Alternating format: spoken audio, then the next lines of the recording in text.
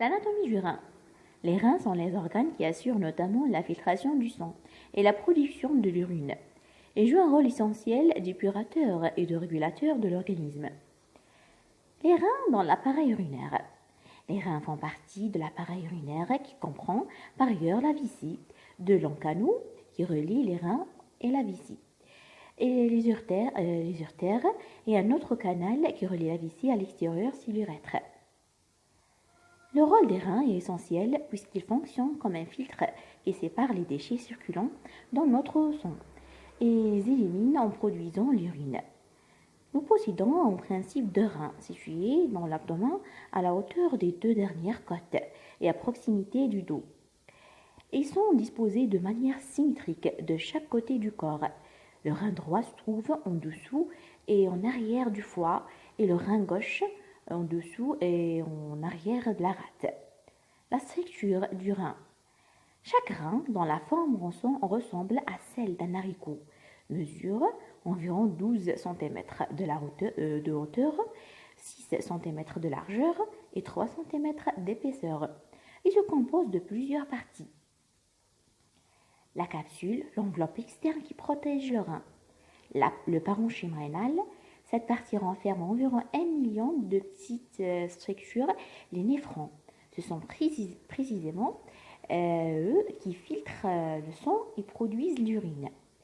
Les calices et le bassinet, les cavités où collecter l'urine. Une fois fabriquée par les néphrons, l'urine est d'abord recueillie dans les calices, puis elle s'écoule dans le bassinet, puis dans l'urtère. Les reins sont entourés d'une couche de graisse, la graisse périrénale, puis d'une enveloppe de tissu conjonctif appelée fascia rénale ou bien fascia de Gerota. Ils sont chacun surmontés d'une glande surrénale. La fonction du rein. Grâce à sa capacité à filtrer le sang, le rein peut en trier et en réguler les composants. Il élimine ainsi les déchets produits par l'organisme comme l'urée, l'acide urique ou la créatinine, et les substances étrangères comme les résidus des médicaments dont l'accumulation serait toxique pour l'organisme.